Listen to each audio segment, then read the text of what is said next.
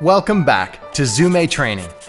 In this session, we'll talk about hearing from God and obeying what we hear. Breathing is life. We breathe in, we breathe out. Life.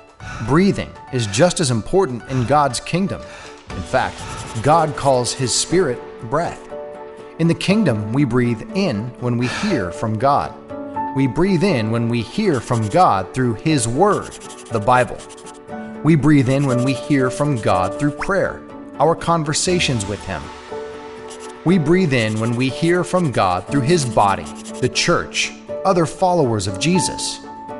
We breathe in when we hear from God through His works, the events, experiences, and sometimes even the persecutions and sufferings He allows His children to go through.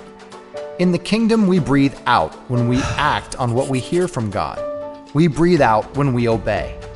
Sometimes breathing out to obey means changing our thoughts, our words, or our actions to bring them into alignment with Jesus and His will.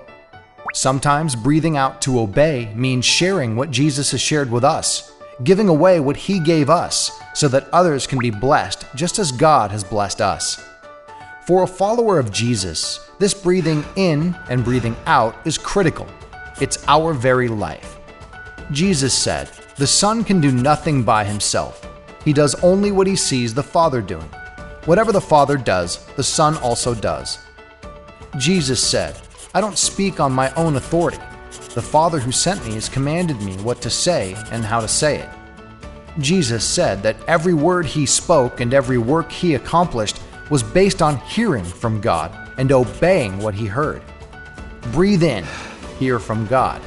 Breathe out, obey what you hear and share it with others. Jesus said that His followers would also hear from God because of His Holy Spirit, His breath, that would be breathed into every one of us who follows Him. Jesus said, "The Helper, the Holy Spirit, whom the Father will send in my name, will teach you all things and remind you of everything that I have told you." Breathe in, hear from God. Breathe out, obey what you hear and share it with others. Jesus was showing us how to live. So how do we hear God's voice? How do we know what to obey? Jesus called Himself the Good Shepherd. Jesus called His followers His sheep. Jesus said, "My sheep hear my voice, and I know them, and they follow me." Jesus said, "Whoever belongs to God hears what God says. The reason you do not hear is that you do not belong to God." As followers of Jesus, we have to be committed to hearing His voice. We hear His voice by being still. We hear His voice by focusing on Jesus. We hear His voice in our thoughts, our visions, our feelings, and impressions. We hear His voice when we write down and test what we hear. Not every voice, not every thought, not every vision, feeling, or impression is God's voice. Sometimes it is the voice of the enemy. Jesus said, "Our enemy is a liar and the father of lies." Jesus said, "Our enemy comes to steal, kill, and destroy." But God says that we will hear from Him and we will know it is Him when He speaks.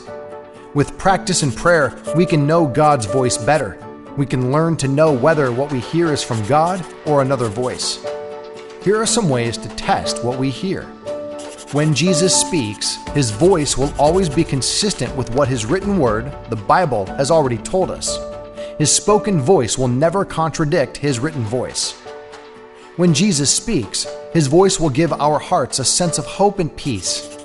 His voice will not leave us condemned or discouraged. Jesus does not condemn. Jesus corrects in love.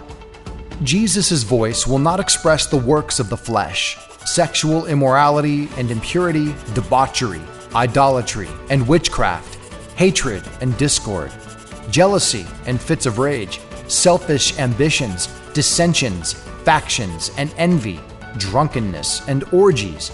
These things are not from God's voice. When Jesus speaks, His voice will express the fruit of God's Spirit: love and joy, peace and patience, kindness and goodness, faithfulness, gentleness, and self-control. When Jesus speaks, His voice gives us a sense of confidence instead of doubt. We experience inside ourselves a knowledge and peace that what we're hearing is from God.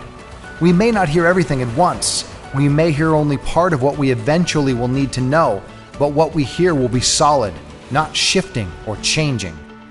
The good news for every follower of Jesus is that when we breathe in and hear from God, and when we breathe out and obey what we hear and share with others what we've heard, God will speak even more clearly. His breath will breathe through us even more. We will hear His voice more clearly. We will know His voice and not another's.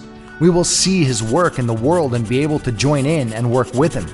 We breathe in, we breathe out. Life